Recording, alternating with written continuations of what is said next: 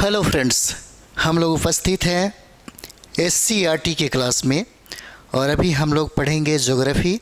और ज्योग्राफी में आज हम लोग समाप्त करेंगे हमारा सौरमंडल। सॉरी, यहाँ से जितने भी प्रश्न बनते हैं जो अध्याय में पूछा गया है, हम लोग उस प्रश्नों का भी है ना उत्तर देखेंगे, क्योंकि आप पढ़े हैं, आप ज़रूर उत्तर दीजिएगा। चलिए हम लोग शुरुआत करते हैं, प्रारंभ करते हैं ध्रुव तारा, है ना। ये क्या हो जाएगा? ध्रुव तारा। ध्रुव तारा आखिर होता क्या है? यह उत्तरी ध्रुव के करीब क्या है? यह एक चमकीला तारा है। प्राचीन काल में जब हम लोग देखेंगे तो नाविकों के द्वारा इस ध्रुव तारा का इस्तेमाल किया जाता था डायरेक्शन के लिए, दिशा को इंगित करने के लिए सबसे बेहतर चीज़ था ध्रुव तारा, है ना। और अभी भी है। यह एक स्थिर तारा हो जाता है। क्या यह एक स्थिर तारा है? यानी कि यह उत्तरी ध्रुव के करीब में यह एक चमकीला तारा है, उत्तर दिशा में ही दिखाई देता है, सबसे ज़्यादा उसमें लाइट होगा। और यह उत्तरी गोलार्ध में पृथ्वी के उत्तरी अक्ष पर अवस्थित है। समझ रहे होंगे आप। विषुवत रेखा पर किसी भी स्थान से देखने पर ध्रुव तारा क्षितिज पर दिखाई पड़ता है। क्षितिज पर दिखाई पड़ता है ध्रुव तारा। और क्षितिज का मतलब एक बार समझिए, जिसे मानते हैं अगर हम लोग यहाँ पर खड़े हैं और यहाँ से हम लोग अगर ध्रुव तारा दिखाई दे रहा है ना, तो ये जो ज़मीन है, लगता है कि ज़मीन और आसमान दोनों वहाँ पे मिल रहा है। इसी को हम लोग क्या कहते हैं? क्षितिज कहते हैं। प्रश्न तो यही कहता है, ध्रुव तारा क्षितिज पर दिखाई पड़ता है। हम लोग यहाँ पर खड़े होकर के जब आसमान में, हमारी भी देखने का एक लिमिट है, जहाँ पर हम देखते हैं, जहाँ पर लास्ट होता है, लगता है कि ज़मीन और आसमान दोनों सटा हुआ है। उसी को हम लोग क्या कहते हैं? क्षितिज कहते हैं। तो यहाँ पे देखिए, परंतु ज्यों-ज्यों हम ध्रुव की ओर, है ना, अब यहाँ पर देखिए ये हो जाता है हमारा, है ना, ये विषुवत रेखा 0 डिग्री अक्षांश इक्वेटर हो जाएगा। और यहाँ पे 23.5 डिग्री जो है, ये 23.5 डिग्री जो है, यह कर्क रेखा हो जाएगा। और जैसे ही विषुवत रेखा से उत्तर की ओर जाते हैं तो ये हमारा उत्तर ध्रुव हो जाएगा, इसलिए इसको उत्तरी ध्रुव कहा जाता है। और यहाँ पर जो ध्रुव है लास्ट में, यहाँ पर इसको दक्षिणी ध्रुव कहा जाता है ना। चलिए आगे बढ़ते हैं। जो हम ध्रुव की ओर बढ़ते हैं, क्षितिज से उसकी ऊंचाई भी बढ़ने लगती है। क्षितिज से ध्रुव तारों की ऊंचाई जितनी डिग्री होगी, उस स्थान का अक्षांश भी उतना ही डिग्री होगा। यह हमेशा उत्तरी दिशा में दिखता है। इसीलिए प्राचीन काल से ही नाविकों को समुद्र में उत्तर दिशा का जो ज्ञान है, यही करवाता था ध्रुव तारा। तारों के कई विशेष समूह हैं।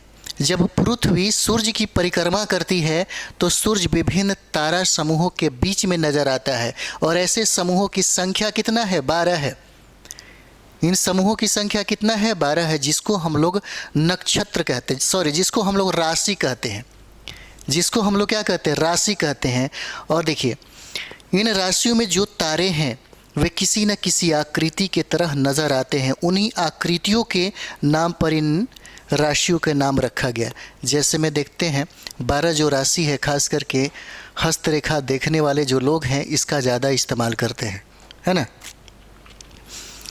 जैसे यहाँ पर देखिए, ये जो 12 राशियाँ, मेष हो जाएगा, वृश्चिक राशि है, मिथुन राशि है, कर्क राशि है, सिंह राशि है, कन्या राशि है, तुला राशि है, वृश्चिक राशि है, धनु राशि है, मकर राशि है, कुंभ और मीन राशि हो जाएगा, है ना। और पृथ्वी के जो चारों ओर विभिन्न तारों का जो समुदाय है, जिनकी संख्या कितना है? 27 है। और चांद को पृथ्वी की परिक्रमा करने के दौरान तारों के इन समूहों के सामने से गुजरना पड़ता है। इन तारों के समूह को ही हम लोग क्या कहते हैं? नक्षत्र कहते हैं। ये नक्षत्रों की संख्या कितना हो जाएगा? तो ये 27 है। और ये नक्षत्र इस प्रकार है। कौन कौन है? तो देखिए, जितना भी देवी देवता है ना, उन्हीं के नाम पर क्या अधिकतर रखा गया। जैसे अश्विनी, भरणी, कृतिका, रोहिणी, मृगशीरा, आद्रा, पुनर्वसु, पुष्य, अश्लेषा, मघा, पूर्वा फाल्गुनी, उत्तरा फाल्गुनी, हस्त मतलब हथिया, चित्रा, स्वाति, विशाखा, अनुराधा, ज्येष्ठ, मूल, पूर्वाषाढ़, उत्तराषाढ़, श्रावण, धनिष्ठा, शतभिक्षा, पूर्वा भाद्रपद, उत्तरा भाद्रपद, रेवती, है ना। अब देखिए पृथ्वी इनमें से प्रत्येक नक्षत्र को 14 दिनों में पार कर लेती है। इम्पॉर्टेंट है, कितने दिनों में? तो 14 दिनों में पार कर लेती, इसीलिए नक्षत्रों की अवधि 14 दिनों की होती है। ज्योतिष के विद्वान मानते हैं कि नक्षत्र और मौसम में गहरा संबंध है। एक नक्षत्र में मौसम की दशा देखकर दूसरे नक्षत्र में मौसम का पूर्वानुमान भारतीय ज्योतिष की परंपरा रही है। वो अंदाज़ा लगा लेते हैं कि किस मौसम में कितना बारिश होने वाला है, क्या मौसम होने वाला है। तो आज गोविंद को ब्रह्मांड की विशालता एवं रहस्यों का पता लगा, उसे नई नई जानकारियाँ मिली थी, यह काफ़ी खुशी घर लौट गया। अब यहाँ पर देखिए आकाश गंगा क्या है। आकाश गंगा क्या है? तारों की नदी, है ना। क्या है? तारों की नदी। यानी कि इसके अलावा ब्रह्मांड में अनेक आकाश गंगा भी है। और गोविंद ने पूछा, ये आकाश गंगा क्या है पिताजी? खुले आकाश में कहीं कहीं रास्ते की तरह दूर दूर तरह शंख यानी कि लाखों तारों का एक समूह है, भीड़ है ना। और यहीं पर कहता है, यहाँ पर फैली चौड़ी सफ़ेद चमकदार पट्टी होती, इसकी कल्पना आकाश में प्रकाश की एक बहती नदी की तरह की गई है और इसे ही आकाश गंगा कहते हैं। प्रश्न हम लोग जब बनाएंगे तो फटफट आपसे बनेगा, एकदम फटाफट बनेगा। सप्तऋषि तारों का समूह। गोविंद जब रात में तुम देखोगे तो उत्तर दिशा में 7 तारों का एक समूह है, नजर आएगा, जिसे सप्तऋषि के नाम से जाना जाता है। यानी कि जो 7 तारे हैं उसका नामकरण भारतीय मतलब ऋषि मुनियों के नाम पर इसका नाम रखा गया, जैसे ऋतु, पुलह, पुलस्त्य, अत्रि, वशिष्ठ, अंगिरा, मरीचि। और यूनानी ग्रंथों में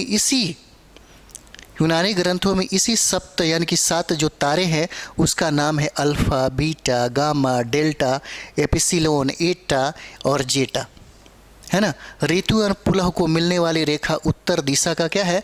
ये सूचक हो जाते हैं, उत्तर दिशा का सूचक हो जाते हैं ना। चलिए देख रहे हैं आप। चलिए यहाँ से प्रश्न जो है हम लोग देख लेते हैं,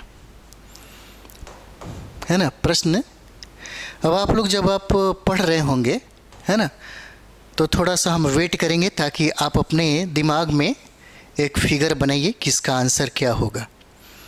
पृथ्वी के निकटवर्ती ग्रह कौन से हैं? सवाल ये पूछता है कौन कौन से हो जाते हैं। ठीक है, तो कौन कौन से हो जाएंगे? पृथ्वी के निकटवर्ती ग्रह कौन कौन से हो जाएंगे? तो ये हो जाता है शुक्र और हो जाता है मंगल, है ना। शुक्र हो जाएगा, शुक्र और मंगल हो जाएगा। देखिएगा शुक्र और मंगल के मध्य में ही है पृथ्वी। ठीक है। अगला प्रश्न कहता है कि उस ग्रह का क्या नाम है जिसके चारों ओर छल्ले पाए जाते हैं? जिसके चारों ओर क्या है? छल्ले पाए जाते हैं, बाला की तरह, है ना। ये गैसों का एक बाला की तरह आपको दिखेगा छल्ला। तो ये कौन सा ग्रह हो जाएगा? तो ये शनि ग्रह हो जाता है ना, शनि ग्रह। अगला प्रश्न कहता है कि सौर मंडल का कौन सा ग्रह आपको सबसे अलग लगा और क्यों लगा? इसको ज़रूर बताइएगा। तो ये हो जाता, आंसर भी लिखा जा सकता है, ये पृथ्वी हो जाएगा। और पृथ्वी के उपग्रह का क्या नाम है? पृथ्वी के उपग्रह का क्या नाम है? पृथ्वी के पास मात्र एक ही उपग्रह है जिसको हम लोग चंद्रमा कहते हैं, है ना, जिसको हम लोग चंद्रमा कहते हैं। अगला सवाल है वे कौन कौन से ग्रह हैं जो पृथ्वी के घूमने की विपरीत दिशा में घूमता है? विपरीत दिशा में घूमता है ना, पृथ्वी के घूमने के विपरीत दिशा में घूमता है। क्या हो जाएगा? तो यहाँ पर हो जाता है 2 ग्रहों का नाम बार बार आता है। एक हो जाता है शुक्र ग्रह और दूसरा है अरुण हो जाएगा, है ना, दूसरा अरुण हो जाएगा। और आकाश गंगा क्या है? आकाश गंगा क्या है? यह लाखों तारों का एक समूह है। लाखों तारों का क्या है? समूह हो जाता है ना। यह लाखों तारों का समूह है, तारों का समूह हो जाता है, जो अभी हम लोगों ने पढ़ा। ठीक। अब चलिए अगला प्रश्न भी हम लोग हल कर लेते हैं। यहाँ से जो आप प्रश्न जो देखे हैं, ये प्रश्न भी डायरेक्ट इसी तरह से बना करके पूछ देता है बीपीएससी में। यहाँ से जितने भी प्रश्न बने हैं ये सारे के सारे प्रश्न पूछा हुआ है किसी न किसी एग्ज़ाम में। जैसे बीपीएससी में आप देखिएगा तो बीपीएससी में प्रश्न पूछा गया है। जैसे यहाँ पर देखिए, जिसके चारों ओर छल्ले पाए जाते हैं, ये भी प्रश्न पूछा गया है। पृथ्वी के उपग्रह का क्या नाम है, ये भी प्रश्न पूछा गया है। ये भी प्रश्न पूछा गया है। और विपरीत दिशा, ये भी प्रश्न पूछा गया है ना। चलिए आगे हम लोग देखेंगे यहाँ पे।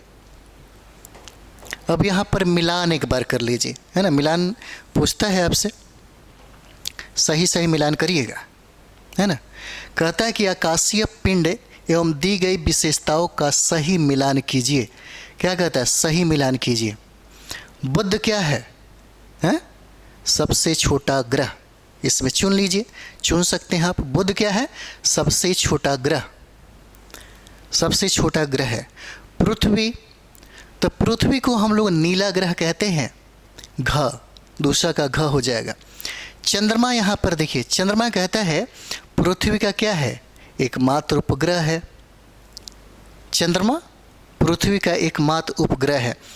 मत आप छठा क्लास का हमारा सौर मंडल पढ़े और आप सारा प्रश्न क्या है आप सॉल्व कर रहे हैं। ये सारा प्रश्न उसी में तो मिलेगा, है ना।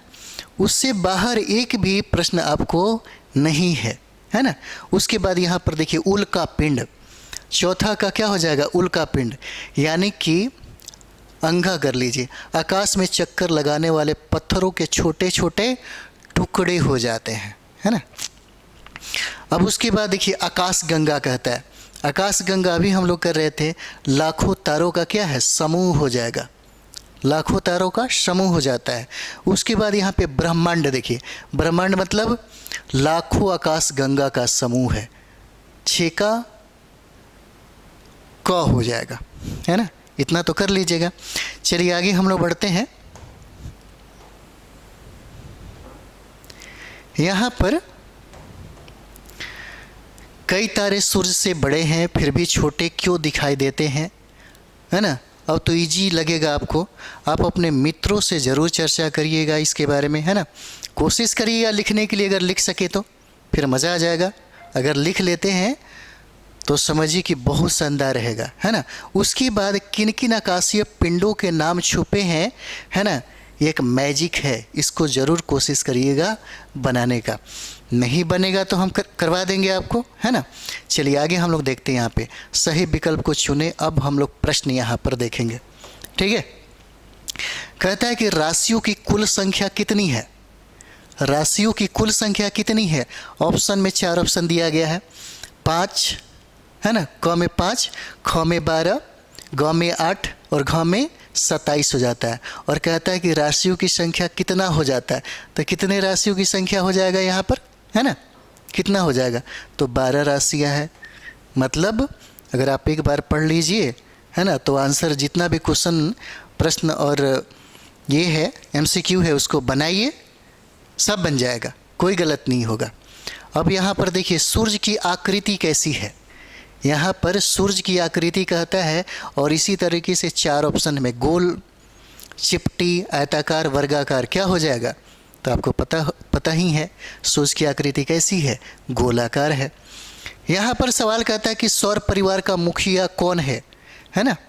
गोविंद अपने पिता से बार बार यही सवाल पूछ रहा था और उसके पिताजी यही जवाब दे रहे थे कि सौर परिवार का मुखिया कौन है, सूर्य है। सौर परिवार का मुखिया कौन है, सूर्य है। इसी तरह से ऑप्शन आपसे आपको दिया जाएगा। चलिए अगला प्रश्न हम लोग देखेंगे, ग्रहों की कुल कितनी संख्या है ना। ग्रहों की कुल कितनी संख्या हो जाएगा, तो यहाँ पर देखिए ऑप्शन में क्या दिया हुआ, 8 है, 9 है, 12 है, 27 है। तो ग्रहों की कुल संख्या हम लोगों ने 8 पढ़ा था, आंसर क्या है, क हो जाएगा।